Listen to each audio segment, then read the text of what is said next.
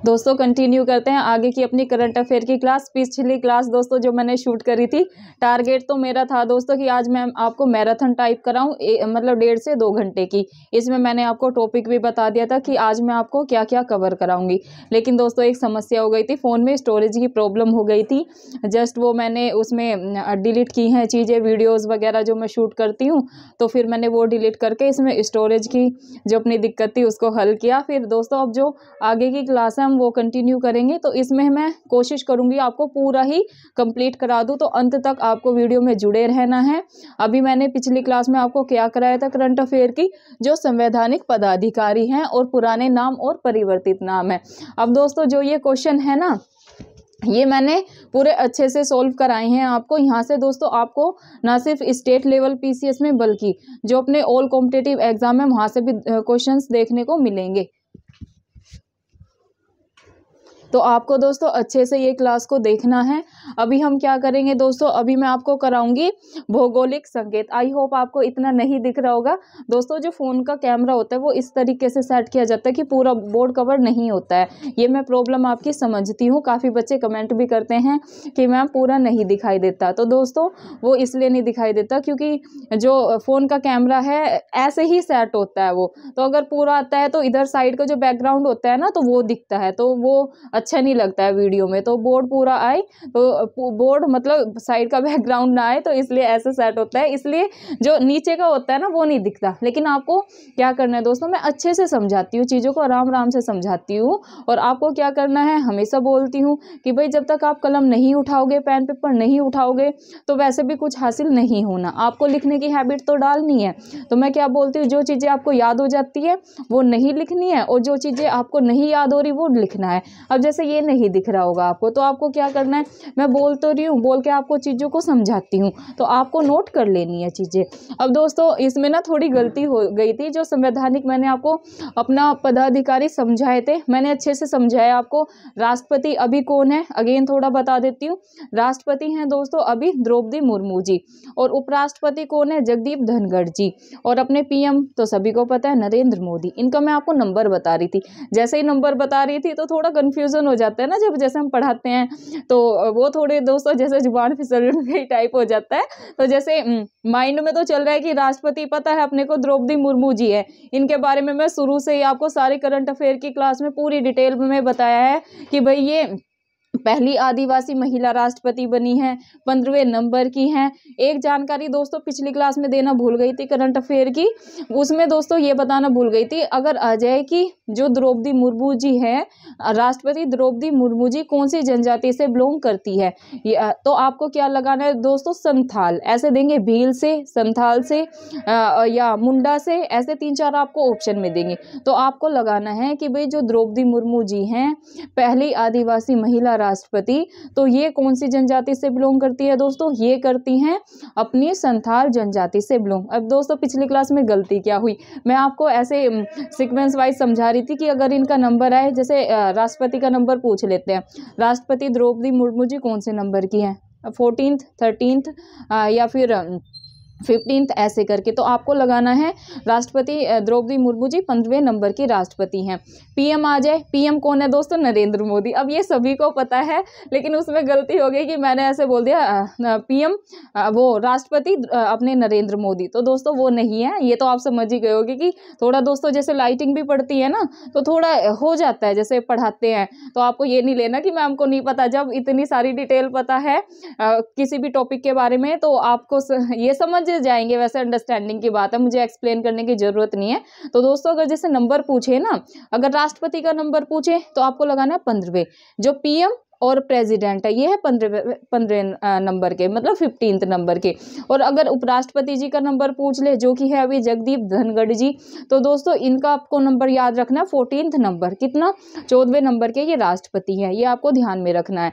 बस दोस्तों एक जानकारी जो नहीं दी थी वो यही थी कि ये जो अपनी द्रौपदी मुर्मू जी हैं ये अपना संथाल जनजाति से बिलोंग करती हैं। बाकी जो जैसे अपना ये कौन से नंबर के राष्ट्रपति हैं, अपना कब कब बनी, कब से मतलब कब इन्होंने शपथ ली थी, ये सारी जानकारी तो दोस्तों मैं पिछली क्लासेस जो अब से पहले दोस्तों मेरे 48 लेक्चर हो चुके हैं करंट अफेयर के, उनमें भी दे चुकी हूँ। और दोस्तों ये सेकंड नंबर की अपने राष्ट्रपति हैं, ये सब जानकारी अच्छे से पिछली क्लास में दे चुकी हूँ, तो वो क्लास देखनी है और ये आपको कनेक्ट करते हुए चलना है। ये एक तरीके से दोस्तों जो हम मैराथन कर रहे हैं, महामैराथन करंट अफेयर की, मैंने आपसे वादा किया था कि 31 को करेंगे, उसका ही दोस्तों पार्ट 2 है। ये पार्ट फर्स्ट में ही कवर हो जाना था।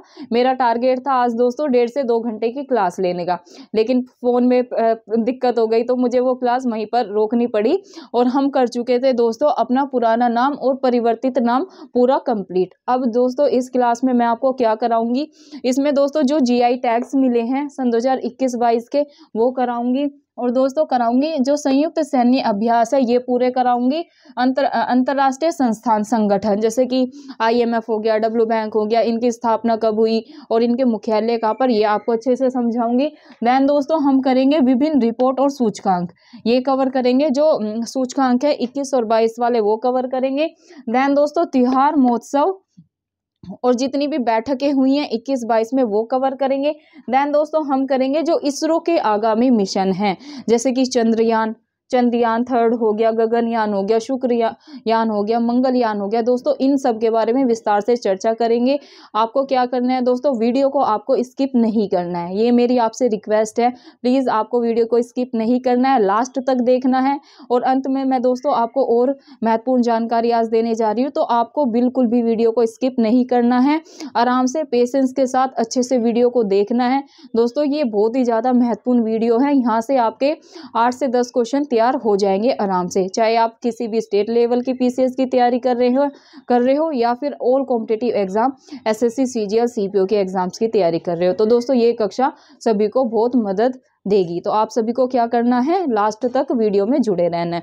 तो दोस्तों शुरू करते हैं। सन 2021 और 22 में जो भौगोलिक संकेत, जिनको कि अंग्रेजी में हम कहते हैं जीआई टैग सन 2021 और 22 में जितने भी महत्वपूर्ण जीआई टैग है दोस्तों वो कवर करेंगे। इससे पहले भी दोस्तों जो मेरी करंट अफेयर की क्लास है ना 48, उसमें भी मैंने कवर कराया है। और दोस्तों जो भी मेरे साथ नए स्टूडेंट्स जुड़े हुए हैं उन्हें मैं बता दूं दोस्तों, मैं ऑल जितने भी PCS है उनकी प्रिपरेशन आपको करा रही हूँ। और आप ये कक्षाएं मेरी जो भी आप ऑल कॉम्पिटिटिव एग्जाम, चाहे आप SSC की तैयारी कर रहे हैं या फिर कोई भी दिल्ली पुलिस, UP पुलिस की तैयारी कर रहे हैं, तो सभी को मदद करेगी। दोस्तों ये तो हम करंट अफेयर की रोज आधे से 1 घंटे की क्लास कर ही रहे हैं, बल्कि साथ में दोस्तों मैं आपको GS सेकंड जो कि अपनी भारतीय राज्य व्यवस्था, इंडियन पॉलिटी, दोस्तों मैं वो भी कवर करा रही हूँ। वो भी आप सभी ये ना सोचे कि मैम तो स्पेशल स्टेट PCS को लेके चल रही है। दोस्तों मैं वहाँ पर बेसिक से लेके एडवांस समझा रही हूँ आपको।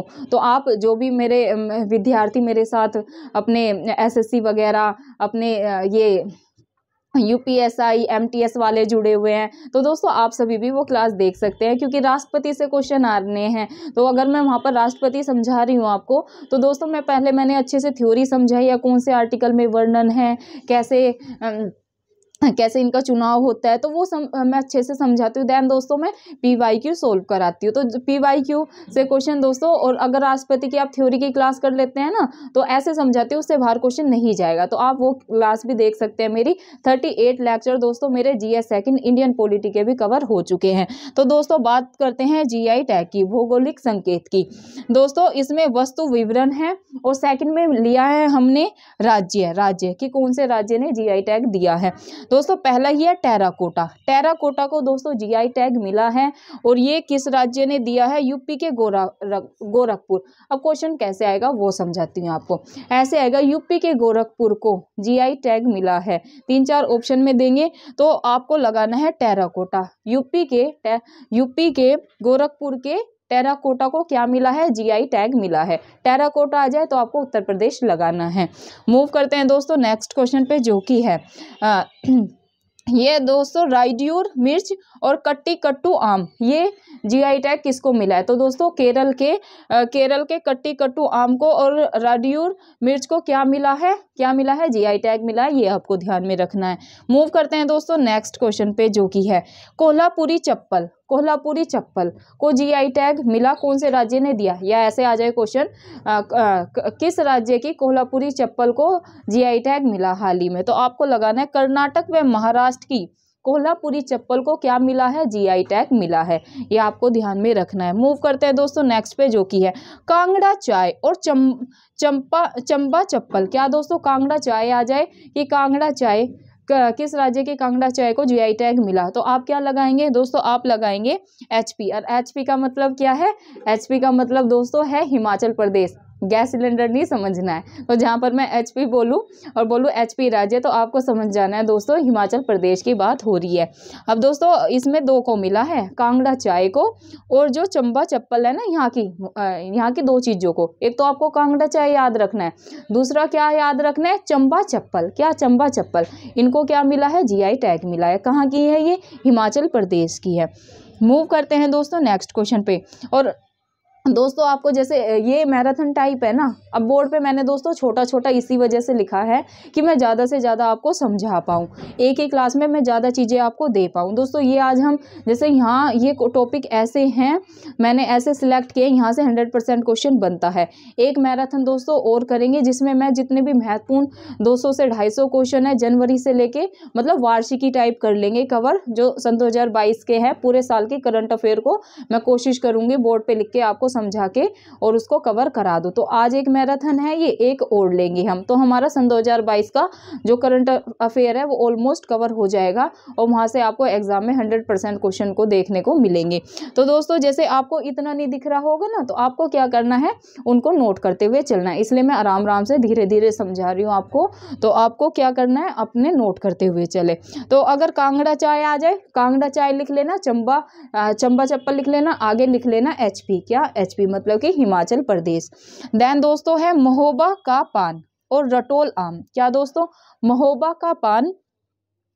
का पान और रटोल आम, दोस्तों ये उत्तर प्रदेश बागपत। क्या दोस्तों, ये है उत्तर प्रदेश जो बागपत जिला है, उत्तर प्रदेश के बागपत जिला को क्या मिला है दोस्तों, इसके महोबा का पान और रटोल आम को, यहाँ के महोबा का पान और रटोल आम को क्या मिला है, जीआई टैग मिला है। अब उत्तर प्रदेश को दोस्तों, मैं भी उत्तर प्रदेश से ही बिलोंग करती हूँ और बागपत से ही बिलोंग करती हूँ, तो अब आप ऐसे भी याद रख सकते हैं कि हमारी प्रीति मैम यूपी बागपत की हैं और वहाँ पर जो यहाँ का अपना महोबा का पान है और यहाँ का जो रटोल आम है, इसको क्या मिला है, जीआई टैग मिला है। तो वैसे ही नहीं गलत होगा, तो आप ऐसे याद रख लेना, मैडम यहीं से बिलोंग करती हैं और यहाँ पे रटोल आम और जो महोबा का पान है क्या मिला है, यहाँ के इन दोनों चीज़ों को जीआई टैग मिला है। दोस्तों ये यूपी पीसीएस का जो एग्जाम होने वाला है ना अपना मई में, वहाँ पर ये क्वेश्चन पूछा जा सकता है, संभावना है, क्योंकि दोस्तों ये वहाँ का स्पेशल हो गया है, ये आपको ध्यान में रखना है। 3 चीज हो गए, यूपी के 3 चीजों को मिला। एक तो टेराकोटा आ जाए, ये भी काफी महत्वपूर्ण है। टेराकोटा मतलब यूपी के गोरखपुर के टेराकोटा को जीआई टैग मिला और अपने उत्तर प्रदेश का जो बागपत जिला है वहाँ के महोबा का पान और जो रटोल आम है उसको क्या मिला है, जीआई टैग मिला है। 3 जीआई टैग आपको यूपी के बारे में ध्यान में रखने हैं। मूव करते हैं दोस्तों नेक्स्ट पे, जो कि है अपना नेक्स्ट है मिथिला मखाना और मधुबनी पेंटिंग। क्या दोस्तों, मिथिला मखाना, ये तो मैंने आपको पिछली क्लास में भी कराया था और मिथिला मखाना तो दोस्तों बहुत ही ज़्यादा महत्वपूर्ण है, ये आपको याद कर लेना है, बीपीएससी में यहाँ से क्वेश्चन बन सकता है। तो जो बिहार का मिथिला मखाना है और यहाँ के दोस्तों मधुबनी पेंटिंग है, यहाँ की मधुबनी पेंटिंग और मिथिला मखाना को क्या मिला है, जीआई टैग। ये कहाँ से है, मतलब बिहार के जो बिहार राज्य है, बिहार के राज्य बिहार में मधुबनी पेंटिंग और मिथिला मखानों को क्या मिला है, जीआई टैग मिला है। ये आपको ध्यान में, ये बीपीएससी का जो एग्जाम होने वाला है ना फरवरी, ये वहाँ का स्पेशल हो गया। अब दोस्तों एक है अपना कड़कनाथ मुर्गा। दोस्तों कड़कनाथ मुर्गा को भी जीआई टैग मिला है। ये कहाँ का है दोस्तों, ये है एमपी, अपने मध्य प्रदेश का, ये आपको ध्यान में रखना है। एक है दोस्तों तौलिया रुमाल को भी दोस्तों जीआई टैग मिला है।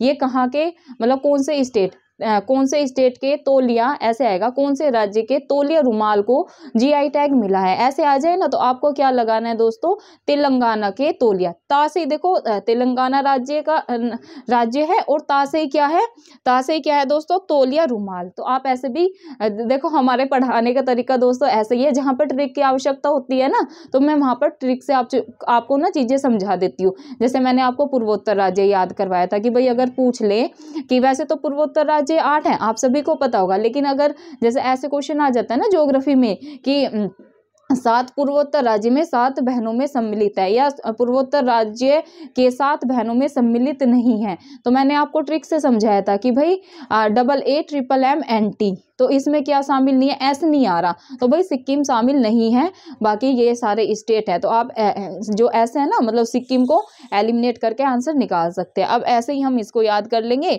कि भाई तौलिया रुमाल है, इसको GI टैग मिला है, ता से ही तौलिया शुरू होता है और ता से ही अपना तेलंगाना शुरू होता है। तो आप अब ऐसे नहीं भूलेंगे, अगर आ गया तौलिया रुमाल तो आप राइट ही लगा के आएंगे तेलंगाना। अब दोस्तों ये तो हो गई अपनी GI टैग की बात, जो कि सन 2021 और 22 में दिए गए।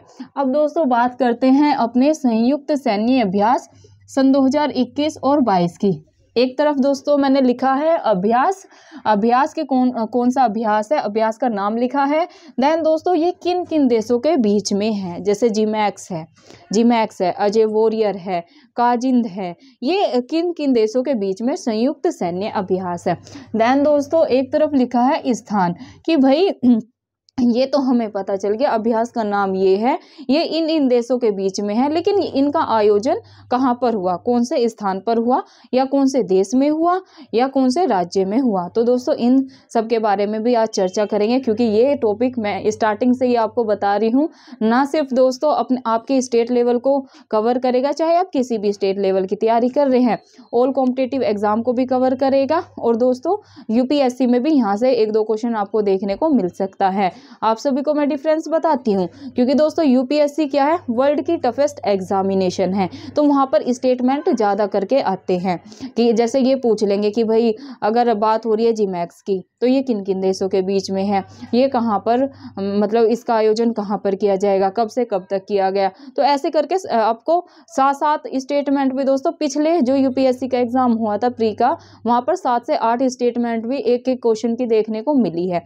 लेकिन दोस्तों अपने स्टेट लेवल PCS में ऐसा नहीं होता है, वहाँ पर डायरेक्ट चीज़ें पूछ लेते हैं। डायरेक्ट कैसे, कि काजिंद संयुक्त सैन्य अभ्यास भारत का किस देश के साथ है, ऐसे पूछ लेंगे, या मालाबार के बारे में पूछ लेंगे, तो वहाँ पर डायरेक्ट पूछते हैं क्वेश्चन। और ऐसे ही दोस्तों क्वेश्चन होते हैं अपने, जो आप किसी भी प्रतियोगी परीक्षा की तैयारी कर रहे हैं, चाहे UPSI की कर रहे हैं, दिल्ली पुलिस के एग्जाम्स की तैयारी कर रहे हैं, या आप SSC के एग्जाम्स की तैयारी कर रहे हैं, तो वहाँ पर भी डायरेक्ट आपको क्वेश्चन देखने को मिलते हैं। तो दोस्तों अब बात करते हैं हम संयुक्त सैन्य अभ्यास की।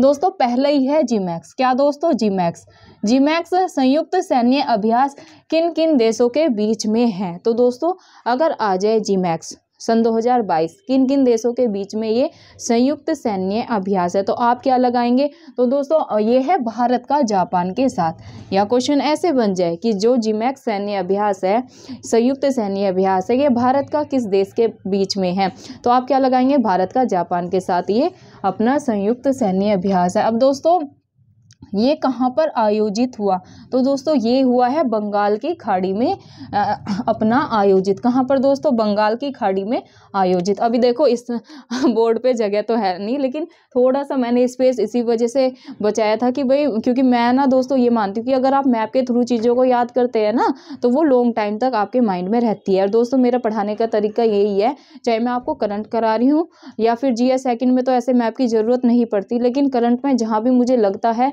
कि मुझे कोई स्टेट को आपको समझाना है, क्योंकि दोस्तों आपको स्टेट भी अच्छे से याद होने चाहिए कि भाई, एक तो सभी को, आप अब भी ये मिस्टेक कर देंगे, बहुत से स्टूडेंट अब भी यही सोचते होंगे कि भाई 29 स्टेट है।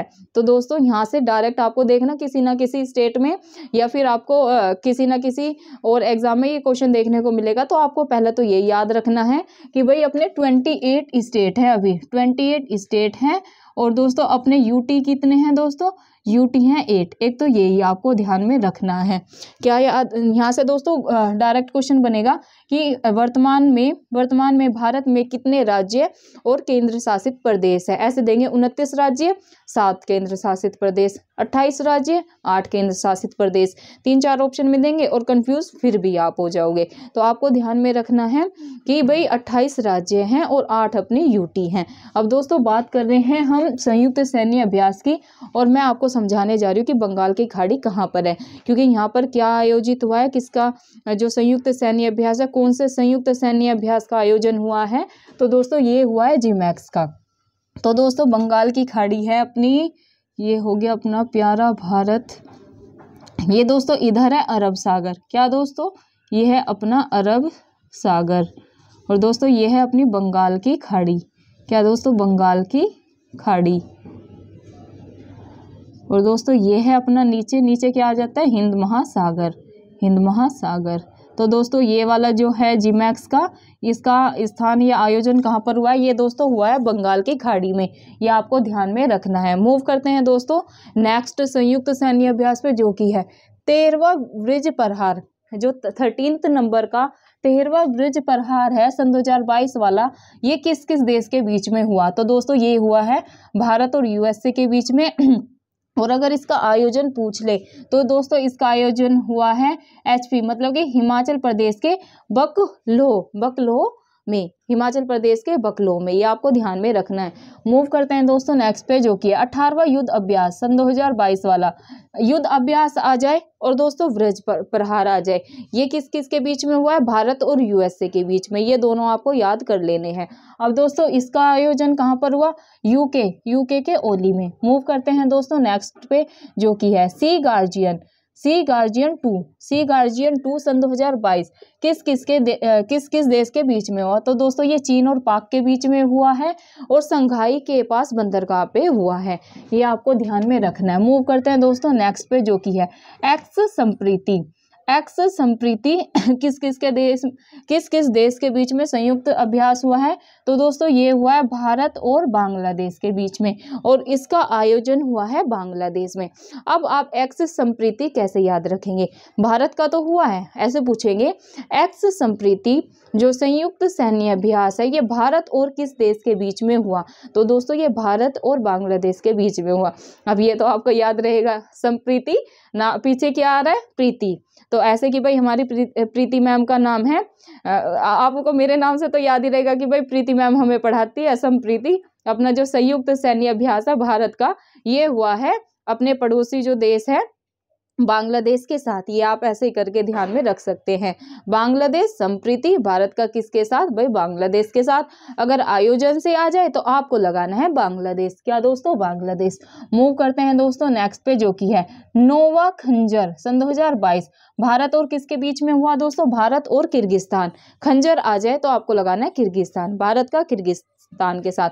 दोस्तों अब थोड़ा स्पीड में चलते हैं। देखो ये संयुक्त सैन्य अभ्यास ऐसे हैं जहाँ पर समझाने के, क्योंकि समझाने से क्या होता है ना, बैठ जाता है माइंड में, थोड़ा ट्रिक से कर रहे हैं, लेकिन अभी मैं सोच रही हूँ थोड़ा स्पीड में करा देती हूँ। आप क्या करना, इसको 1-2 बार सुनेंगे ना तो आपको याद हो जाएगा। तो अभी थोड़ा स्पीड में चलते हैं।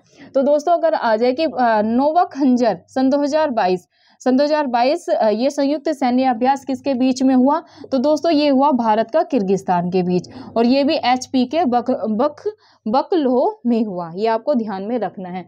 मूव करते हैं दोस्तों नेक्स्ट पे, एक्स दस्तलिख 22 सन 2022 वाला किस किस देश के बीच में हुआ।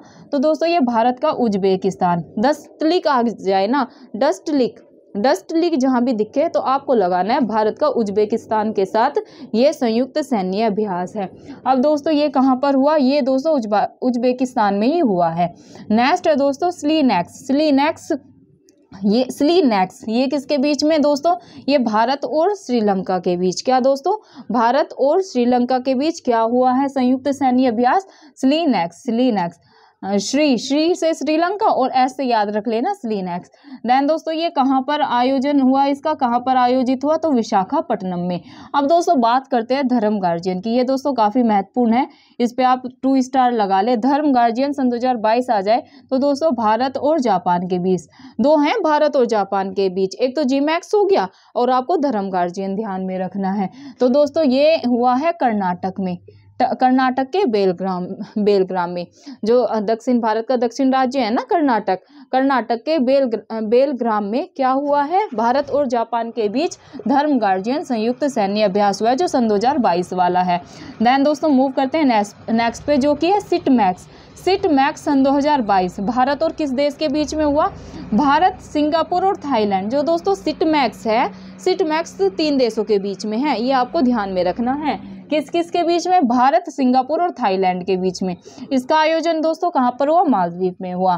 देन दोस्तों शक्ति सन 2021, शक्ति आ जाए तो भारत और फ्रांस के बीच, और आयोजन हुआ दोस्तों फ्रांस में ही।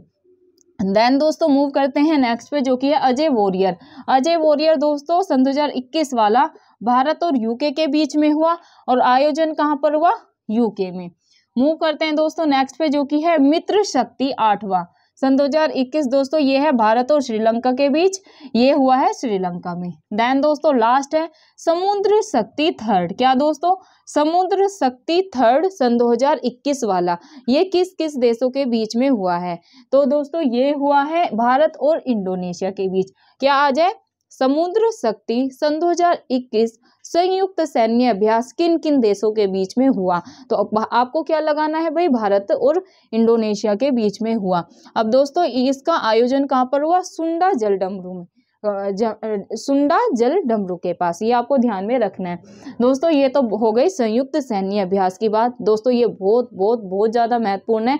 इसे आपको एक एक जो संयुक्त सैन्य अभ्यास है इसको अपने माइंड में बैठा लेना है। आपको जैसे सही लगे आपको रट के आपको याद हो जाती है। मैं हमेशा बोलती हूँ दोस्तों, भिन्न भिन्न प्रकार के स्टूडेंट होते हैं कि कुछ स्टूडेंट पढ़ के याद कर लेते हैं, मतलब कि जैसे समझ के याद कर लेते हैं, अंडरस्टैंडिंग से ही करेंगे, चाहे उनको टाइम कितना भी लग जाए, समझ के करेंगे चीज़ों को। लेकिन कुछ स्टूडेंट ऐसे भी होते हैं जो 2-3 बार पढ़ते हैं ना, रट लेते हैं कि भाई इसका ये, इसका ये, इसका ये है, तो उनको वैसे याद हो जाता है।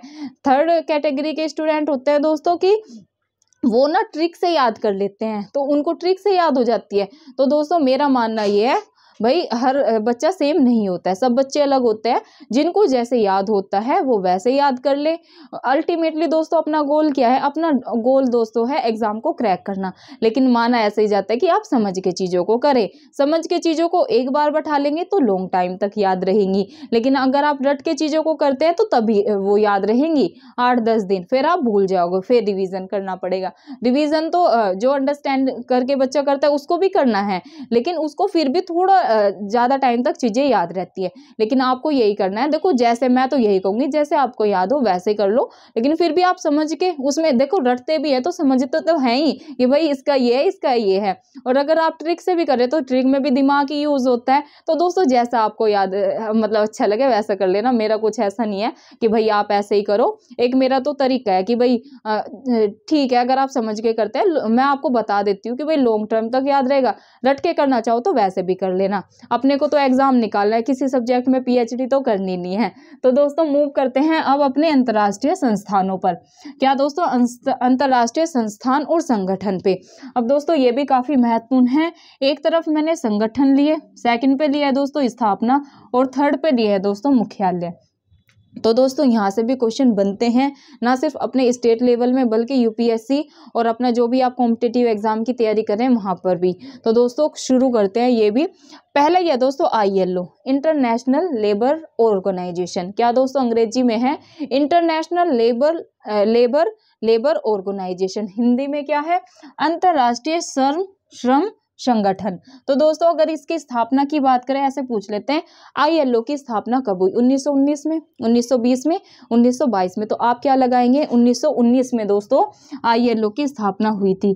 दोस्तों इनके हेडक्वार्टर भी काफ़ी महत्वपूर्ण है, मैंने हेडक्वार्टर भी लिखे हैं तो वो भी आपको याद कर लेने। अगर ILO का स्थापना बता दी 1919, अगर हेडक्वार्टर पूछे तो दोस्तों इसका हेडक्वार्टर है जेनेवा। मूव करते हैं दोस्तों नेक्स्ट पे, जो कि राष्ट्रमंडल कॉमनवेल्थ। दोस्तों इसकी स्थापना हुई थी 1931 में। कब हुई थी? 1931 में। दोस्तों इसका जो हेडक्वार्टर है ये है लंदन, मतलब कि यूके में। अब दोस्तों बात करते हैं यूएनओ की, संयुक्त राष्ट्र संघ की। क्या दोस्तों? संयुक्त राष्ट्र संघ की, अंग्रेजी में यूनाइटेड नेशन ऑर्गेनाइजेशन। अगर आ जाए संयुक्त राष्ट्र की स्थापना कब की गई? तो दोस्तों संयुक्त राष्ट्र संघ की स्थापना की गई थी अपनी 1945 में, और इसका हेडक्वार्टर है दोस्तों यूएसए के न्यूयॉर्क में। कहाँ पर? यूएसए न्यूयॉर्क में, ये आपको ध्यान में रखना है। देन दोस्तों है IMF, अंतर्राष्ट्रीय मुद्रा कोष। इसकी भी स्थापना दोस्तों 1945 में हुई थी। इसका हेडक्वार्टर है वॉशिंगटन डीसी में। कहाँ पर दोस्तों? वॉशिंगटन डीसी में। ये आपको ध्यान में रखना है। देन दोस्तों बात करते हैं वर्ल्ड बैंक की। इसकी स्थापना दोस्तों इसकी भी 1945 में हुई थी, मतलब कि 1945 में हुई थी। इसका भी दोस्तों हेडक्वार्टर है वॉशिंगटन डीसी में। IMF और WB इनका देखो सेम है। जो IMF है ना और W बैंक है, मतलब कि वर्ल्ड बैंक है, इनकी स्थापना भी 1945 में हुई और जो इनका हेडक्वार्टर है वो भी वॉशिंगटन डीसी में। तो इनको तो दोनों को आप ऐसे याद कर लेना। देन दोस्तों है खाद्य एवं कृषि संगठन FAO। दोस्तों इसकी भी स्थापना हुई थी 1945 में। इसका हेडक्वार्टर दोस्तों काफ़ी महत्वपूर्ण है। FAO के हेडक्वार्टर से पहले भी क्वेश्चन पूछा जा चुका है, तो इसको आपको अच्छे से याद कर लेना है। अगर FAO का हेडक्वार्टर पूछे तो दोस्तों ये है रोम, इटली में, इटली के रोम में। ये आपको ध्यान में रखना है। बात करते हैं दोस्तों ICJ के। ICJ दोस्तों इसकी भी स्थापना हुई थी अंतर्राष्ट्रीय, जो अपना अंतर्राष्ट्रीय न्यायालय है, इसकी भी स्थापना दोस्तों 1945 में हुई थी। हेडक्वार्टर है दोस्तों नीदरलैंड के हैग में। क्या दोस्तों? नीदरलैंड के हैग में इसका हेडक्वार्टर है। मूव करते हैं दोस्तों नेक्स्ट पे, जो कि है यूनेस्को। दोस्तों जो यूनेस्को है, यूनेस्को की दोस्तों स्थापना हुई थी 1945 में और इसका हेडक्वार्टर है पेरिस, फ्रांस में। कहाँ पर दोस्तों? पेरिस, फ्रांस में। ये आपको ध्यान में रखना है। मूव करते हैं दोस्तों नेक्स्ट पे, जो कि है यूनिसेफ। अगर आ जाए कि भाई यूनिसेफ की स्थापना कब हुई, तो दोस्तों यूनिसेफ की स्थापना हुई थी 1946 में। कब हुई थी दोस्तों? 1946 में। हिंदी में कहते हैं दोस्तों इसको संयुक्त राष्ट्र बाल कोष। अब दोस्तों इसका हेडक्वार्टर है न्यूयॉर्क में। ये आपको ध्यान में रखना है। बात करते हैं दोस्तों WHO की, वर्ल्ड हेल्थ ऑर्गेनाइजेशन। अंग्रेजी में क्या है? World health organisation. हिंदी में क्या है? विश्व स्वास्थ्य संगठन। इसकी स्थापना की अगर बात करें तो दोस्तों इसकी स्थापना हुई थी 1948 में। हेडक्वार्टर है जेनेवा, स्विट्जरलैंड में। मूव करते हैं दोस्तों नाटो पे। नाटो की स्थापना दोस्तों 1949 को हुई थी। कहाँ पर हुई थी दोस्तों? सॉरी, कब हुई थी? 1949 में हुई थी। 1949 में हुई थी। लेकिन इसका हेडक्वार्टर कहाँ पर है दोस्तों? अगर आपसे नाटो का हेडक्वार्टर पूछे तो दोस्तों बेल्जियम में इसका हेडक्वार्टर है, ब्रुसेल्स में। अब दोस्तों बात करते हैं नेम की, NAM की। तो दोस्तों इसकी स्थापना हुई थी 1961 में, 1961 में। कब हुई थी? अगर नेम की स्थापना की बात करें तो दोस्तों इसकी स्थापना हुई थी 1961 में। इसका हेडक्वार्टर की अगर दोस्तों बात करें तो दोस्तों हेडक्वार्टर है जकार्ता में, इंडोनेशिया के जकार्ता में। देन दोस्तों बात करते हैं UNDP की। UNDP की दोस्तों UND की स्थापना हुई थी 1965 में, 1965 में। इसका हेडक्वार्टर है न्यूयॉर्क और फिलीपींस में। नीचे का दोस्तों आपको दिख नहीं रहा होगा, उसके लिए माफ़ी चाहती हूँ। आपको क्या करना है, प्लीज़ आप पेन पेपर लेकर बैठे कक्षा में और चीज़ों को जो आपको दिखाई नहीं दे रही ना उसको आपको नोट करते हुए चलना है, क्योंकि इधर नहीं दिख रहा होगा, ये प्रॉब्लम है दोस्तों। तो प्लीज़ आप नोट कर लेना। मैं आराम से चीज़ों को समझा रही हूँ, तो इसकी डेट और हेडक्वार्टर आप नोट करते हुए चलना। अब दोस्तों बात करते हैं NDB की, नेशनल डेवलपमेंट बैंक की। दोस्तों इसकी स्थापना हुई थी 1966 में। NDB लिखिएगा, इसकी स्थापना लिखिएगा 1966 में और इसका हेडक्वार्टर है दोस्तों मनीला, फिलीपींस में। ये आपको ध्यान में रखना है। NDB की अगर आए ना, नहीं सॉरी ADB, पहले आप लिखो ADB एशियन डेवलपमेंट बैंक। क्या दोस्तों? पहले लिखो ADB, फिर लिखना है आपको NDB। ADB की स्थापना दोस्तों हुई थी 1966 में। इसका हेडक्वार्टर है मनीला, फिलीपींस में। और दूसरा लिखिएगा आप NDB की स्थापना दोस्तों हुई थी सन 2014 में, मतलब सन 2014 में इसकी स्थापना हुई थी NDB की, नेशनल डेवलपमेंट बैंक की। अब दोस्तों इसका हेडक्वार्टर है शंघाई में, मतलब कि चीन में। बात करते हैं दोस्तों आसियान की। किसकी दोस्तों? आसियान दोस्तों काफ़ी महत्वपूर्ण है। यहाँ से करंट में तो करके पूछते ही हैं, लेकिन जो अपना GS सेकंड है ना, इंडियन पॉलिटी, उसमें भी यहाँ से क्वेश्चन बन जाते हैं कि भाई आसियान की स्थापना कब हुई थी। तो दोस्तों आसियान की स्थापना हुई थी अपना 1967 में। कब हुई थी दोस्तों? 1967 में। और दोस्तों इसका हेडक्वार्टर है इंडोनेशिया के जकार्ता में। ये आपको ध्यान में रखना है। अब दोस्तों बात करते हैं सार्क की। सार्क भी दोस्तों न सिर्फ करंट के बेस से करंट में आ सकता है क्वेश्चन, बल्कि जो इंडियन पॉलिटी है उसमें भी यहाँ से क्वेश्चन बन जाता है। तो दोस्तों अगर सार्क की स्थापना पूछे तो आपको लगाना है 1985 में। इसका हेडक्वार्टर पूछे तो नेपाल काठमांडू में है। बात करते हैं दोस्तों बिम्स्टेक की। बिम्स्टेक की दोस्तों स्थापना हुई थी 1997 में और इसका जो दोस्तों हेडक्वार्टर है ये है ढाका में। अब दोस्तों लास्ट है आईएसए ये आपको ध्यान में रखना है। इंडियन सोलर, आईएसए की फुल फॉर्म क्या है? Indian solar agency. तो ये आपको ध्यान में रखना है, सौर से रिलेटेड है ये दोस्तों। इसकी स्थापना तो अभी हुई थी सन 2015 में। कब हुई थी दोस्तों? आईएसए की अगर स्थापना पूछे तो दोस्तों आपको लगाना है सन 2015 में इसकी स्थापना हुई। और अगर हेडक्वार्टर पूछे दोस्तों तो हेडक्वार्टर इसका हरियाणा के गुरुग्राम में। ये आपको ध्यान में रखना है। ये तो दोस्तों ये हो गए अपने अभी अंतर्राष्ट्रीय संस्थान और संगठन कंप्लीट। कौन कौन से महत्वपूर्ण संगठन है, इसकी स्थापना कब हुई और दोस्तों हेडक्वार्टर इनके कहां पर है, उन पे चर्चा कर चुके हैं। अभी बचा है अपना सूचकांक और त्योहार महोत्सव और इसरो। ये 3 टॉपिक बचे हैं, इनको भी कवर करते हैं, तो अंत तक जुड़े रहना है दोस्तों। मूव करते हैं सूचकांक पे। किस पे दोस्तों? मूव करते हैं सूचकांक पे, जो कि सन 2021 और 22 वाले हैं। इन पे मूव करते हैं। पहले लिया है दोस्तों सूचकांक, जितने भी महत्वपूर्ण सूचकांक है। देन दोस्तों लिया है अपना जो इन्हें जारी करता है, जैसे कि अपना मानव विकास सूचकांक है, इसको कौन जारी करता है? यूएनडीपी जारी करता है। और इसमें दोस्तों शीर्ष शहर या देश कौन रहा और भारत की रैंक क्या है, उन सब के बारे में चर्चा करने जा रहे हैं। तो दोस्तों पहला ही है मानव विकास सूचकांक सन 2021 वाला, फोकस करना है। यह है मानव विकास सूचकांक सन 2021 वाला।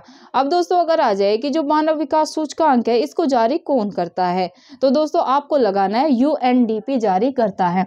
अब दोस्तों इसमें सन 2021 में शीर्ष पर कौन सा देश रहा था, तो दोस्तों ये रहा था स्विट्जरलैंड। क्या दोस्तों? स्विट्जरलैंड। ये आपको ध्यान में रखना है। अब दोस्तों भारत की भी रैंक पूछ लेते हैं कि इसमें भारत की रैंक क्या है। तो दोस्तों भारत की रैंक थी 132। कितनी दोस्तों? 132। देन दोस्तों है हेनले पासपोर्ट। हेनले पासपोर्ट जो सन 2022 वाला है।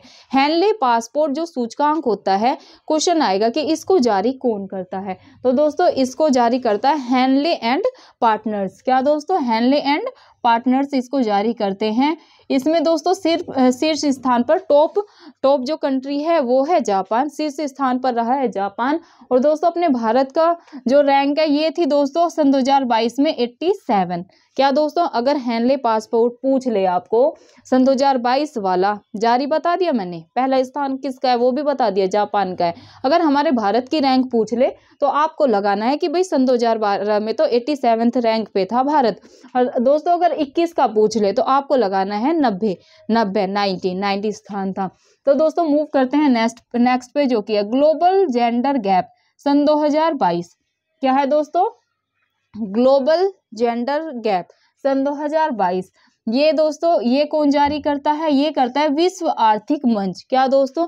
यहाँ से पूछ लेते हैं जो ग्लोबल जेंडर गैप है इसको जारी कौन करता है, तो इसको जारी दोस्तों कौन करता है?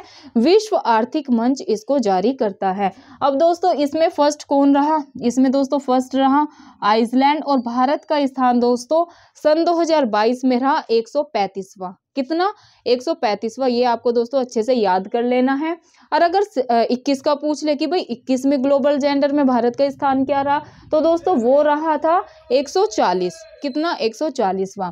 मूव करते हैं दोस्तों नेक्स्ट पे, जो कि है वैश्विक शांति सूचकांक सन 2022। इसको जारी कौन करता है? इसको जारी करता है दोस्तों institute for economics and peace. क्या दोस्तों? अगर आ जाए वैश्विक शांति सूचकांक को जारी कौन करता है, तो दोस्तों इसको जारी करता है इंस्टीट्यूट फॉर इकोनॉमिक्स एंड अपना पीस। इसमें दोस्तों फर्स्ट इस स्थान पर जो वैश्विक शांति सूचकांक है, फर्स्ट स्थान पर दोस्तों रहा है आइसलैंड। ये आपको ध्यान में रखना है। अगर भारत का स्थान पूछ ले सन 2022 में, तो भारत का स्थान था 135वां शांति में, वैश्विक शांति सूचकांक में।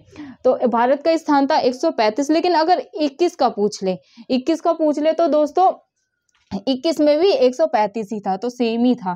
देन दोस्तों मूव करते हैं नेक्स्ट पे, विश्व प्रेस स्वतंत्रता सूचकांक सन 2022 वाला। तो दोस्तों इसका जो ये प्रेस स्वतंत्रता सूचकांक है ना, इसका जारीकर्ता पूछ लेते हैं कि इसको जारी कौन करता है। तो दोस्तों अगर प्रेस का आ जाए कि इसे जारी कौन करता है, तो रिपोर्टर्स विदाउट बॉर्डर, क्या दोस्तों, रिपोर्ट्स विदाउट बॉर्डर इसे जारी करता है। और दोस्तों फर्स्ट स्थान पर रहा था अपना नॉर्वे, और भारत का स्थान था दोस्तों 150वां। सन 2022 में भारत का विश्व प्रेस स्वतंत्रता सूचकांक में दोस्तों कितनावां स्थान था, 150, 150वां स्थान था। अगर दोस्तों सन 2021 में पूछ ले तो 142, कितना, 142। मूव करते हैं दोस्तों नेक्स्ट क्वेश्चन पे, जो कि है वर्ल्ड हैप्पीनेस रिपोर्ट सन 2022। वर्ल्ड हैप्पीनेस मतलब कि विश्व वैश्विक खुशहाली रिपोर्ट सन 2022 वाली जारी हुई है, इसे कौन जारी करता है? तो दोस्तों जारी करता है सतत विकास समाधान नेटवर्क। और दोस्तों फर्स्ट पे रहा है फिनलैंड वर्ल्ड हैप्पीनेस रिपोर्ट में सबसे ऊपर है। शीर्ष देश कौन सा है? फिनलैंड। और दोस्तों हमारे भारत की रैंक है 136, कितनी दोस्तों, 136, 136। 21 में पूछ ले कि भाई वर्ल्ड हैप्पीनेस रिपोर्ट में सन 2021 में भारत का स्थान क्या था? तो दोस्तों भारत का स्थान सन 2021 में था 139। और अगर 22 वाला पूछे तो 22 वाला लगा देना 136, ये आपको याद करना है अच्छे से। देन दोस्तों मूव करते हैं नेक्स्ट पे, सतत विकास सूचकांक। क्या दोस्तों, सतत विकास सूचकांक सन 2021, इसको दोस्तों जारी कौन करता है? इसको भी सतत विकास समाधान नेटवर्क ही जारी करता है। और फर्स्ट स्थान पे फिनलैंड ही है, और अपना भारत दोस्तों 120वें स्थान पर रहा। अब दोस्तों ये तो खत्म हुए अपने जो महत्वपूर्ण सूचकांक थे सन 2021 और 22 वाले। मूव करते हैं नेक्स्ट टॉपिक पे, जो कि है त्योहार, महोत्सव, सम्मेलन और बैठक सन 2020 और 22 वाले। इन पे चर्चा करते हैं अच्छे से। इनमें दोस्तों एक तरफ लिखे हैं सम्मेलन, जो कि महत्वपूर्ण त्योहार है, और देन दोस्तों सेकंड है स्थल, कि इन्हें कौन मनाता है, कौन सा राज्य मनाता है, ये भी कवर करते हैं। दोस्तों पहला है लोसार और स्पीतुक गस्टर महोत्सव सन 2022 वाला। अगर आ जाए कि लोसार, देखो ये मैंने ना पिछली करंट अफेयर में भी करा रखे हैं कवर, कुछ ना इनमें से ऐसे होंगे जो पहले भी कवर करा रखे हैं। तो दोस्तों जो मेरे साथ नए स्टूडेंट जुड़े हैं ना, तो वो मेरी पिछली क्लासेस 48 क्लास हो चुके हैं करंट अफेयर की, तो वो भी देख लेना, वहाँ पे थोड़ा डिटेल में चर्चा करेंगे। अभी यहाँ पर स्पीड में ऐसे चलते हैं क्योंकि ये हम मैराथन टाइप कर रहे हैं, डिटेल में जाना है तो पिछली क्लासेस देख लेना। अब जैसे लोसार महोत्सव है, तो मैंने पिछली क्लासेस में ही करवाया था ये, तो कि भाई लोसार महोत्सव कहाँ मनाया जाता है? लद्दाख में। और लद्दाख से रिलेटेड जितनी भी करंट में जानकारी थी दोस्तों, वो मैं साथ साथ देते हुए चलती हूँ। मेरे पढ़ाने का तरीका, जो मेरे साथ पहले स्टूडेंट जुड़े हैं उन्हें तो पता है, लेकिन जो नए जुड़े हैं उन्हें नहीं पता होगा। अगर वो आज मेरी ये क्लास देखेंगे और उन्होंने पहली क्लासेस नहीं देखी है, तो दोस्तों आप अगर पिछली क्लासेस देखेंगे ना, तो आप अच्छे से कनेक्ट कर पाएंगे। तो दोस्तों अगर जैसे आ जाए ना लोसार और स्पीतुक गस्टर महोत्सव सन 2022 कहाँ पर बनाया गया? तो लद्दाख। आप ये दो त्योहार याद रख सकते हैं लद्दाख के। देन दोस्तों हॉर्नबिल की बात करते हैं। हॉर्नबिल उत्सव कहाँ मनाया जाता है? तो दोस्तों सन 2021 में तो मनाया गया था नागालैंड में, और सन 2020 में मनाया गया था त्रिपुरा में, ये आपको ध्यान में रखना है।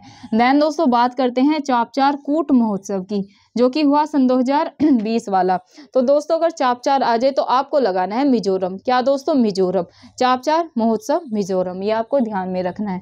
अब दोस्तों बात करते हैं आदि महोत्सव की। आदि महोत्सव दोस्तों सन 2020 वाला तो मनाया गया था एमपी में, और सन 2021 वाला मनाया गया अपने नई दिल्ली में।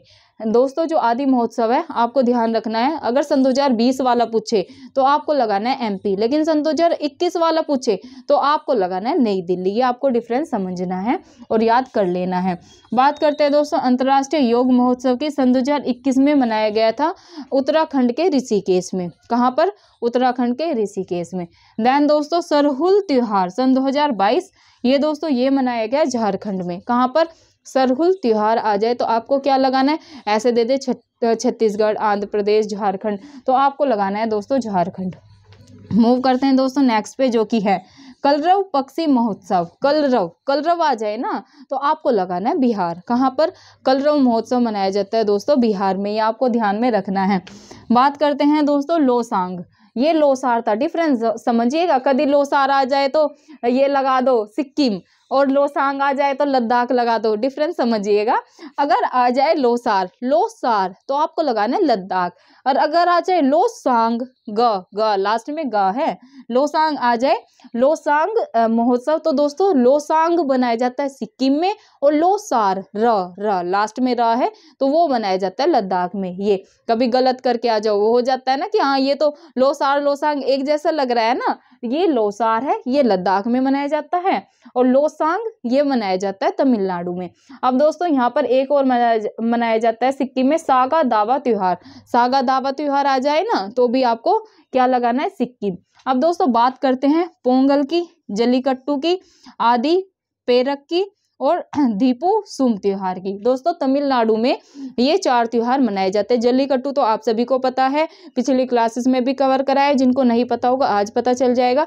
जल्लीकट्टू दोस्तों तमिलनाडु में ही मनाया जाता है, और पोंगल भी तमिलनाडु में मनाया जाता है। 2 और याद कर लेना आप, दीपोत्सव त्योहार और आदि पेरेक त्योहार, ये भी कहाँ मनाया जाता है दोस्तों, तमिलनाडु में मनाया जाता है। बात करते हैं दोस्तों नेक्स्ट की, जो की है तोर गया महोत्सव सन 2022 वाला, और सांग केन सन 2021 वाला, ये कहाँ पर मनाया जाता है, तो दोस्तों ये मनाया जाता है अरुणाचल प्रदेश में।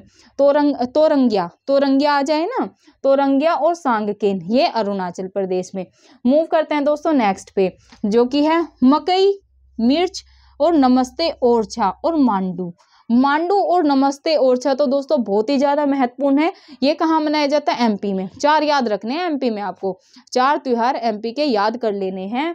ये दोस्तों एमपी पीसीएस में आपसे पूछा जा सकता है, और स्टेट में भी करंट का है ना ये, तो ये और स्टेट में भी पूछा जा सकता है। मकई आ जाए, मकई मिर्च, मकई मिर्च, और अपना नमस्ते ओरछा और मांडू त्योहार ये कहाँ पर मनाया जाता है, ये मनाया जाता है दोस्तों अपना एमपी में, मध्य प्रदेश में। अब दोस्तों लास्ट टॉपिक पे चर्चा करते हैं, ये है इसरो के आगामी मिशन। क्या दोस्तों लास्ट टॉपिक है आज की अपनी मैराथन क्लास का, इसरो के आगामी मिशन। अब दोस्तों मिशन कौन कौन से हैं और किस तिथि को ये लॉन्च किए जाएंगे, मतलब कब कौन से सन में ये लॉन्च किए जाएंगे, उन पर चर्चा करते हैं। दोस्तों पहला मिशन है चंद्रयान 3। चंद्रयान 3 मिशन कब लॉन्च किया जाएगा, ऐसे करके पूछेंगे आपको, सन 2023 में, सन 2024 में, सन 2025 में। तो दोस्तों अगर आ जाए कि चंद्रयान 3 मिशन कब लॉन्च किया जाएगा, तो दोस्तों आपको लगाना है सन 2023 में। कब, सन 2023 में। कब से स्टार्ट हो जाएगा, कल से ही। आज लास्ट है सन 2022 का, आज 31 है, लास्ट दिन है। कल से दोस्तों अपना सन 2023 शुरू हो जाएगा। तो जो चंद्रयान 3 मिशन है अपना दोस्तों ये मनाया जाएगा सन 2023 में। अब दोस्तों बात करते हैं गगनयान की। गगनयान लॉन्च होगा दोस्तों सन 2024 में। गगनयान और शुक्रयान 2 याद रखने हैं आपको, गगनयान और शुक्रयान फर्स्ट, ये दोस्तों सन 2024 में मनाया जाएगा। मंगलयान 2 आ जाए दोस्तों, तो मंगलयान 2 और आदित्य मंगलयान 2 भी दोस्तों सन 2024 में। 3 आपको सन 2024 के याद रखने हैं, गगनयान आ जाए, शुक्रयान फर्स्ट आ जाए, या मंगलयान 2 आ जाए। ठीक है, ये आपको दोस्तों लगाने हैं सन 2024 में। क्या, सन 2024 में ये लॉन्च किए जाएंगे। अब दोस्तों बात करते हैं चंद्रयान 3 की। चंद्रयान 3 और आदित्य L1 और निसार ये आ जाए तो आपको लगाना है सन 2023 में। 3 सन 2023 में लॉन्च किए जाएंगे और 3 किए जाएंगे दोस्तों सन 2024 में। कौन कौन से कब लॉन्च किए जाएंगे ये मैंने आपको बता दिया। तो दोस्तों ये थी आज की अपनी करंट अफेयर की मैराथन क्लास। इससे दोस्तों आपको 100% एग्जाम में, चाहे आप स्टेट लेवल की पीसीएस की एग्जाम्स की तैयारी कर रहे हैं, चाहे आप ऑल कॉम्पिटिटिव एग्जाम्स की तैयारी कर रहे हैं, आपको दोस्तों काफ़ी मदद होगी। यहीं से दोस्तों जो मैंने बताया ना, टारगेट तो मेरा ये था, मैं एक कक्षा में 1.5 से 2 घंटा जितना भी लगेगा मैं आपको अच्छे से एक ही कक्षा में सारी चीज़ें समझा दूंगी जो मैंने 7-8 टॉपिक ये लिए हैं। लेकिन दोस्तों ऐसा संभव नहीं हो पाया। देखो टेक्निकल चीज़ों की यही प्रॉब्लम होती है। मेरे साथ एक बार नहीं, ये कई बार प्रॉब्लम हो चुकी है पहले भी। जैसे मैं वीडियो शूट कर रही हूँ तो स्टोरेज की वजह से वो शूट ही नहीं होती है, मतलब जाके देखूंगी कि हो गई क्लास आधे 1 घंटे की तो दोस्तों वो गैलरी में आती नहीं है, तो फिर मेरे मेरे को दोबारा से शूट करना पड़ता है। तो दोस्तों आज भी यही दिक्कत हुई। टारगेट यही दोस्तों, ये मैंने क्लास अच्छे से नाइट में तैयार की, सुबह 7 बजे से 9 बजे तक तो ये मैंने लिखी, 2-2.5 घंटे इसको लिखने में लग गए। फिर मैं जैसे ही शूट करना स्टार्ट किया तो आधे घंटे शूट हुई तो उसमें स्टोरेज प्रॉब्लम, एकदम कट देने से फ़ोन बोला। फिर मैंने देखा, मैंने कहा यार नहीं आगे शूट होगी। फिर मैंने कहा अब क्या करें, तो मैंने फ़ोन में स्टोरेज की, देन दोस्तों मैंने ये क्लास शूट करी। तो आप सभी को ये क्लास भी अच्छे से देखनी है दोस्तों, और स्किप क्लास नहीं करनी है। आपको दोस्तों इस क्लास से बहुत ज़्यादा हेल्प होगी हर एग्ज़ाम में। तो दोस्तों अंत में यही रिक्वेस्ट करना चाहूँगी, अगर आपको मेरा एफ़र्ट अच्छा लग रहा है, एफ़र्ट की तो दोस्तों बात ऐसी है, मुझे पढ़ाने का इतना जुनून है, मैं सोचूँ कि इस बार बच्चों का पीसीएस ना रुके, और जितनी जानकारी मेरे पास है दोस्तों, जो भी मैंने अपने पीसीएस के एग्ज़ाम से अनुभव किया है, मैं आपको वो पूरी जानकारी दूँ, और आप एक बार में ही अपने स्टेट लेवल के पीसीएस या जो भी आपका एक सरकारी नौकरी पाने का सपना है उसे ज़रूर पूरा करें। तो दोस्तों इसलिए मैं दिन रात जितना भी मुझसे बन पा रहा है मैं मेहनत कर रही हूँ। दोस्तों अभी देखो कितने बजे हैं, 1 बज चुका है, और मैंने सुबह से चाय के अलावा कुछ भी नहीं खाया, कुछ भी नहीं पिया, बस चाय पी थी 1 कप। तो तभी से मैं लगी हुई हूँ सुबह से, मन की नहीं आज मुझे ये कराना ही कराना है। आज मेरा दोस्तों टारगेट था, जैसे कि मैंने आपको वादा किया था कि 31 को मैं आपको ये टॉपिक ज़रूर कवर कराऊंगी, मैराथन ज़रूर लूँगी। तो दोस्तों आज मैंने अपना वादा पूरा कर दिया। अभी मतलब थोड़ा हो जाता ना पढ़ा के, अभी मतलब एनर्जी पूरी लो हो चुकी है। आपको सभी को पता है, ये आप सभी फील करते होगे, जब हम बिना खाए पिए ऐसे पढ़ाई करने में ही हम जब खुद सेल्फ स्टडी करते हैं तो हमें चक्कर टाइप आने लग जाता है। यहाँ तो मैं 1.5 से 2 घंटे से आपको बोल रही हूँ, तो ये कोई मैटर नहीं करता, कोई नहीं, खाना पीना तो चलता ही रहता है, अभी खा लेंगे। अब दोस्तों यही है अपना, आज 31 था, अपनी मैराथन कंप्लीट हो गई है। अब दोस्तों सभी को पहले, कल क्या है, कल है न्यू ईयर। तो दोस्तों सभी को नए साल की हार्दिक शुभकामनाएं। आपका साल ये बहुत अच्छा रहे, सन 2023 वाला। आप जो भी दोस्तों सक्सेस अचीव करना चाहते हैं, मेरी दिल से भगवान से, और मैं प्रे करूंगी कि दिल से मेरी सभी स्टूडेंट के लिए यही दुआ रहेगी, मेरे सभी स्टूडेंट जितने मेरे साथ जुड़े हैं उनका जल्द से जल्द दोस्तों सन 2023 में उनका सपना पूरा हो, वो अपनी लाइफ अच्छे से जिए, अपनी लाइफ को एंजॉय करें, जैसे उन्होंने अपनी ड्रीम लाइफ चाहिए अपने लिए, अपनी फैमिली के लिए, वो उसे ज़रूर पूरा करे। तो दोस्तों सभी को एडवांस में ही है ये, वैसे कल ही हैप्पी न्यू ईयर है, कल भी देखते हैं, कोशिश करेंगे कि आपसे मैं एक क्लास ले लूं, लेकिन कल तो वैसे भी संडे है, कल कोई क्लास नहीं होगी। चलो कल सबको क्या करना है, एक दिन रखना भी चाहिए। अपनी न्यू ईयर की शुरुआत ऐसे धमाकेदार तरीके से करो कि आप सबको दोस्तों, एक होता है ना प्रण लेते हैं कि भाई हमें सन 2023 में ये करना है, ये करना है, तो दोस्तों वो लेना बहुत अच्छी बात है, लेकिन वो तभी ले जब आप उस पर अड़िग रहे। उसके लिए दोस्तों आपको दुगनी रफ्तार से मेहनत करनी होगी, और बस ये रखे कि सन 2023 में सिलेक्शन लेना है तो लेना है, उसके लिए दिन रात लगा दो दोस्तों। एक साल में, आपको हमेशा बोलती हूँ, एक साल सोसाइटी से कट के, नातेदार रिश्तेदार से कट के, अपने जो एक्स्ट्रा फ्रेंड्स होते हैं उनसे कट के, एक्स्ट्रा फ्रेंड्स आप समझ ही गए होंगे, जो आपको नेगेटिविटी की ओर ले जाते हैं कि नहीं होगा, या ऐसे नहीं होगा, वैसे नहीं होगा, या फिर आपको और चक्रों में डालने की कोशिश करते हैं। दोस्तों उनसे आपको कट ऑफ होना है। जो भी दोस्त आपको आगे बढ़ने के लिए प्रेरित करते हैं, सिर्फ आपसे उन्हीं से कांटेक्ट रखें। देखो भीड़ ना आपसे आपकी पहचान छीन लेती है। भीड़ में ना जान के ना कोई फायदा नहीं है। आप भीड़ इकट्ठी कर लो, कोई कुछ बोल रहा है, कोई कुछ बोल रहा है, और कोई आपका मोरल डाउन कर रहा है, कोई ये कहेगा कि भाई तेरे से नहीं होगा, ये एसडीएम डीएसपी बनना इतना आसान है, छोड़ कुछ एसएससी वगैरह देख ले, एमटीएस देख ले, कुछ प्राइवेट कर ले। तो दोस्तों उन पे आपको ध्यान ही नहीं देना है। अपने आपको जो भी आप कल अपना प्रण लेंगे, सभी लेते हैं देखो कि भाई हमें इस साल ये करना है, सक्सेस अचीव करनी है, ये करना है, तो दोस्तों आपको उस पर अड़िग रहना है। और दोस्तों लास्ट में ये, प्लीज़ सभी को हैप्पी न्यू ईयर, नया साल आपको बहुत बहुत मुबारक हो।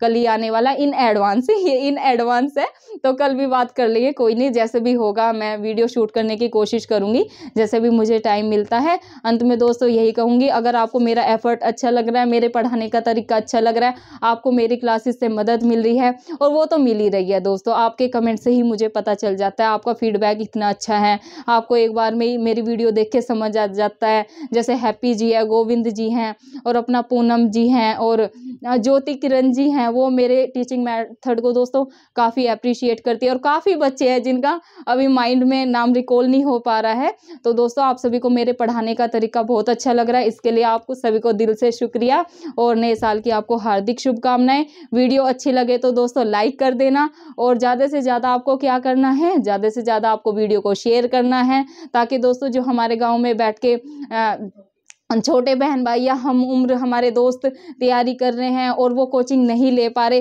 ताकि दोस्तों हम उनके सपनों में थोड़ा सा अपना योगदान दे पाएँ और उनका सपना दोस्तों सिर्फ मात्र एक सपना बनकर ना रह जाए, वो अपने सपने को साकार करे और अपनी नौकरी पाके दोस्तों अपनी लाइफ जैसी वो चाहते हैं वैसी लाइफ वो जिए। दोस्तों वो तभी संभव होगा जब आप अधिक से अधिक वीडियो को शेयर करेंगे।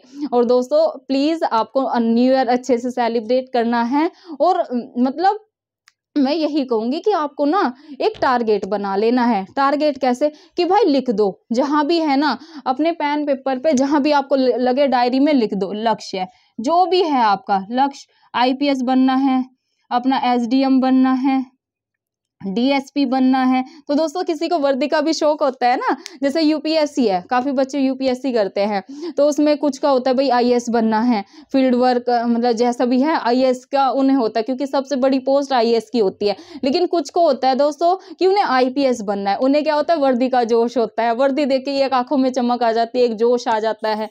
और जैसे एसडीएम बनना है तो स्टेट में कि भाई हमें ये सुधार करना है, और या डीएसपी बनना है, उन्हें वर्दी का मतलब होता है ना, एक अपने अपने शौक हैं।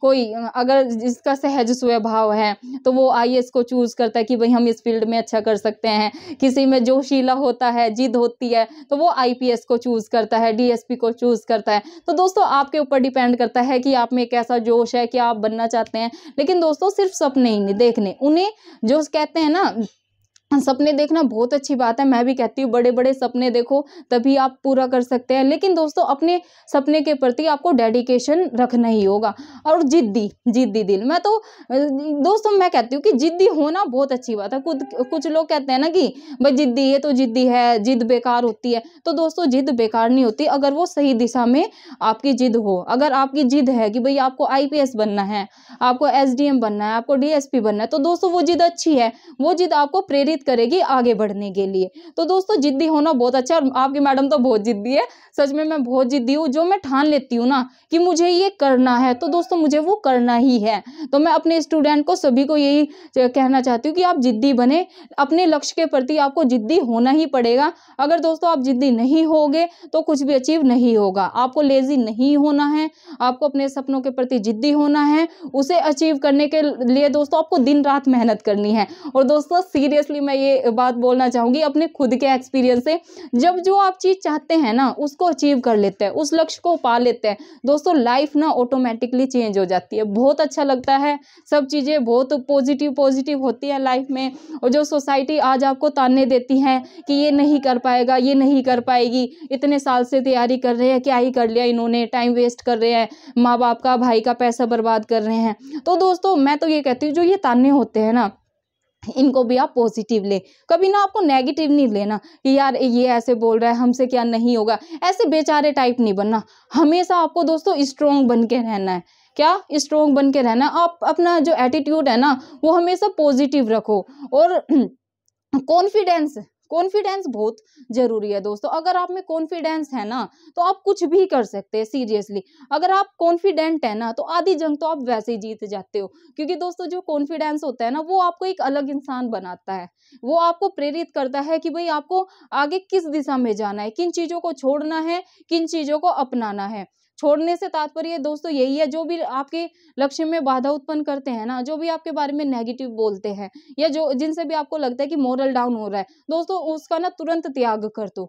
वो आपका सबसे बड़ा दुश्मन है, चाहे वो आपका जिगरी यार ही क्यों ना हो, बेस्ट फ्रेंड ही क्यों ना हो, या आपको दिखा रहे कि हाँ, या कोई जैसे फैमिली मेंबर होता है ना, या अपने पड़ोसी होते हैं, या फिर नातेदार रिश्तेदार होते हैं। तो दोस्तों जो भी आपके जीवन में थोड़ी सी भी नेगेटिविटी फैला रहा है ना उसको त्याग दो, और उसको ना मुंह से जवाब मत दो, उसको ना अपनी सक्सेस से जवाब दो। दोस्तों सबसे बड़ा जवाब लोगों को यही होता है, जब आप सक्सेस हो जाते हैं ना फिर आपको बोलने की आवश्यकता नहीं होती फिर ना लोगों को खुद दिख जाता है। जब आप जो टारगेट है ना वो अचीव कर लेते हैं ना, फिर अभी आप लोगों को अहमियत देते हैं, ठीक है? अभी आप सोचते हैं कि भई इससे बात हो जाए, उससे बात हो जाए, लेकिन दोस्तों ये गलत है। अभी आपको ना जितनी भी एनर्जी है, जितना भी फ़ोकस है, वो अपनी पढ़ाई पर लगाना है, इन सब चीज़ों पे नहीं लगाना है। क्योंकि एक बार आप सक्सेस हो जाते हैं ना, फिर ऑटोमैटिकली आपके पास चीज़ें आ जाती हैं। और ये दोस्तों मेरा पर्सनली अनुभव है। जब आप कुछ नहीं होते हो ना, तब आप ये सोचते हो कि यार ऐसे कैसे, वैसे कैसे? लेकिन एक बार आप लग जाते हैं ना अपनी तैयारी में और उस चीज़ को अचीव कर लेते हैं, उस सक्सेस को अचीव कर लेते हैं। फिर दोस्तों ये मेरा पर्सनली अनुभव है, खुद लोग आपसे फ़ोन पे बात करेंगे, खुद लोगों के फ़ोन आएँगे। जो लोग आपसे बात करना पसंद नहीं करते थे, वो अचानक ही आपको पसंद करने लग जाएँगे, उनके फ़ोन आएँगे, वो आपको एप्रिशिएट करेंगे। तो दोस्तों ऐसे ना लाइफ़ पूरी चेंज हो जाती है। लेकिन उससे पहले उसके लिए आपको क्या करना है? ऐसी लाइफ़ के लिए क्या करना है? उससे पहले तो मेहनत ही करनी होगी ना। तो दोस्तों यही है, पहले आप मेहनत करें। 100% दोस्तों आप अपनी मेहनत, जो आपका फ़ोकस है ना, जो आपका टारगेट है, बस आपको अपना टारगेट दिखना चाहिए। इधर-उधर सोसाइटी में क्या हो रहा है, इसने क्या बोल दिया, उस दोस्त ने क्या बोल दिया, ये नाराज़ है, वो नाराज़ है। इन सब चीज़ों पे, इन झंझटों में दोस्तों पड़ना ही नहीं है। सिर्फ़ लाइफ़ का, मैं आपसे सिर्फ़ लाइफ़ का 1 साल माँग रही हूँ। अपनी ज़िंदगी का 1 साल आप खुद को देकर देखें। और अपना टारगेट बना ले कि भाई इस साल हमें ये अचीव करना है। दोस्तों अगर सबसे कट ऑफ होके आप 1 साल खुद के लिए, अपने 1 साल खुद के लिए जियो। 1 साल अपनी मेहनत करो, दिन-रात मेहनत करो, कुछ भी करो। दोस्तों आप मुझसे ये एग्ज़ाम्पल ले सकते हो। दोस्तों मेरी लाइफ़ में भी काफ़ी उतार-चढ़ाव आए, काफ़ी फेलियर देखे, काफ़ी सोसाइटी के ताने भी सहे। लेकिन दोस्तों अगर आप में जिद है ना कुछ कर दिखाने की, तो आप कर सकते हैं। और फिर अचानक ही सबकी विचारधारा बदल जाती है कि यार इसको गलत ही बोल दिया। फिर आप नहीं नहीं हमें तो पता था कर लेगी, हमें तो पता था ये कर लेगी। तो दोस्तों ऐसे ना लोग चेंज होने लग जाते हैं और ये आप अनुभव करेंगे जब आप सक्सेस पा लेंगे। तो दोस्तों उसके लिए क्या है, आपको दिन रात मेहनत करनी होगी। अब आप मेहनत करना तो मुझसे ही सीख सकते हैं। दोस्तों मैं निशाचर हूँ निशाचर इन द सेंस कि मैं शुरू से ही अपने कॉलेज टाइम से ही नाइट में पढ़ती हूँ, क्योंकि ये थोड़ा होता है ना गर्ल्स में या फैमिली में ऐसा कुछ चलता ही रहता है कि भाई ये थोड़ा काम भी होता है। और शुरू से ही सेल्फ स्टडी की है, तो कभी कोचिंग का नहीं बन पाया कि हम कोचिंग भी ले पाए। खुद से ही सीखा दोस्तों जितना सीखा, और बहुत ज़्यादा मेहनत करी, रात में पढ़ते थे। शुरू से ही रहा कि दिन में ना थोड़ी हलचल रहती है, मेरा कभी दिन में अच्छे से पढ़ने का बना ही नहीं। मुझे रात में बहुत अच्छा लगता है पढ़ने का, कि 9-10 बजे फैमिली का खाना-पीना कराया, अपना काम-वाम सब निपटाया और अपना बैठ गए। 8-9 बजे हम बैठ जाते हैं पढ़ने और रात को 3-4 बजे तक अपनी पढ़ाई करते हैं। फिर रात को हो जाती है ना 5-6 घंटे पढ़ाई, तो आराम से सुबह उठो, दिल में हलचल रहती है। दोस्तों सबका अपना है, किसी को दिन में अच्छा लगता है पढ़ना, तो वो दिन में पढ़ाई कर लें। किसी को दोस्तों अपने टाइम को ना मैनेज करना है। जैसे काफ़ी गर्ल्स की मेरे मतलब कमेंट आए थे कि मैम नहीं होती है घर में पढ़ाई, काम वगैरह होता है, बार-बार उठना पड़ता है और काम, देखो ये तो सभी को करना पड़ता है। और ये तो देखो इसको मैं क्या ही बोलूँ, इस पे टिप्पणी करूँ, फिर लड़के ये ना सोचे कि मैम तो फेमिनिस्ट हो रही है, नारीवादी हो रही है। तो दोस्तों ऐसा नहीं है। आप अगर लड़के हैं तो आप भी ये चीज़ समझेंगे, गर्ल्स को ये चीज़ें करनी ही पड़ती है। घर का काम वगैरह, कोई गेस्ट आ गया तो पढ़ाई छोड़ के वो भी हैंडल करना है। तो दोस्तों लेकिन लड़कियों से मैं यही रिक्वेस्ट करना चाहूँगी, और सभी से, लड़कियाँ नहीं लड़के भी, उन्हें भी बहुत सारे काम होते हैं जो उन्हें भी करने होते हैं। तो दोस्तों लड़की हो या लड़के, आप सभी को देखो टाइम मैनेज खुद करना पड़ेगा। जब अगर आपको दिन में नहीं टाइम मिल पाता तो आप नाइट में पढ़ें। नाइट में क्या होता है, नाइट में तो सब सो जाएँगे ना। आप अपना जो भी खाना-पीना अपने फैमिली को कराना होता है 8-9 बजे तक निपटा के अपने 8 बजे एंड कर दो कि भई खा पी लो, और वो सब सो जाएँगे, फिर आप पढ़ाई करें। देखो हमेशा मैं यही बोलती हूँ कि आपको समस्या पे ध्यान नहीं देना है, किस पे देना है? समाधान पे देना है। और अगर समाधान पे आप ध्यान देंगी तो आप कोई भी आपका लक्ष्य है उसको अचीव कर लेंगी, और आपकी फैमिली भी आपको सपोर्ट करेगी। दोस्तों फैमिली तो सपोर्ट तभी करती है जब आपका जो भी लक्ष्य होता है ना उसको अचीव कर लेती हैं। तो उसके लिए आप कैसे भी टाइम निकालें, कोई से भी पहले कोई भी रिजल्ट उनके सामने रखे तो ऑटोमेटिकली वो आपको सपोर्ट करना शुरू करेंगे। तो दोस्तों ये मेरा पर्सनली अनुभव है, ऐसा ही होता है। अगर आप जो चाहते हैं ना एक बार वो अचीव कर लेते हैं तो फैमिली सब आपके सपोर्ट में ऑटोमेटिकली आ जाते हैं। तो दोस्तों ये थी आज की अपनी करंट अफेयर की मैराथन क्लास। इसको सभी को लास्ट तक देखना है और चैनल को सब्सक्राइब नहीं किया है तो चैनल को सब्सक्राइब कर लें, और अगर वीडियो को लाइक नहीं करा है तो लाइक कर देना अच्छी लगे तो। और लाइक के लिए तो देखो कभी फोर्स नहीं करती हूँ, ना ही आज करूंगी। और लास्ट में दोस्तों यही कहूंगी, डिस्क्रिप्शन में मैं अपना टेलीग्राम लिंक डाल दूंगी। काफी बच्चे थे कि मैम पीडीएफ दे दो पीडीएफ, तो दोस्तों आप सभी समझ सकते हैं मेरे पास टाइम की थोड़ी दिक्कत है। 3-4 बजे तक दोस्तों कंटेंट ही तैयार होता है, 7 बजे उठ के बोर्ड पे लिखना, फिर ये मिटाती हूँ, दूसरी क्लास लेती हूँ। तो दोस्तों आप मेरी हालत देख सकते हैं, मेरी इवन नींद भी पूरी नहीं हुई है। मतलब 2-3 महीने से मेरा शेड्यूल ऐसा चल रहा है कि मैं अच्छे से नींद भी नहीं ले पा रही दिन में। दिन में तो सोने का टाइम छोड़ो, रात में नहीं भी मिलता है।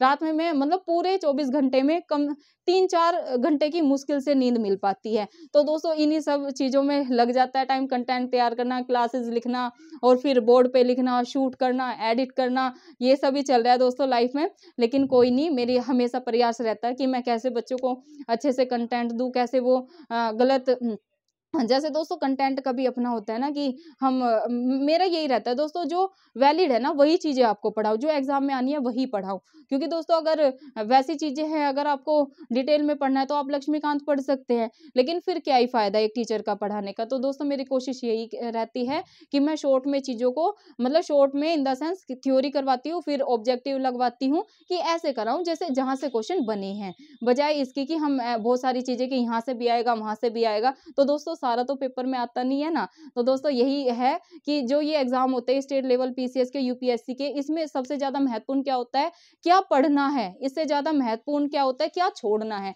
अगर आपने ये चीज़ सीख ली ना कि क्या एग्ज़ाम्स में छोड़ना है, तो दोस्तों सक्सेस आपके बहुत ज़्यादा करीब होगी। तो दोस्तों लास्ट में बस खत्म करते हैं आज की अपनी करंट अफेयर की मैराथन की क्लास, और in advance happy new year. कल मिलते हैं आपको, कल ज़रूर वीडियो डालूँगी हैप्पी न्यू ईयर पे। धन्यवाद।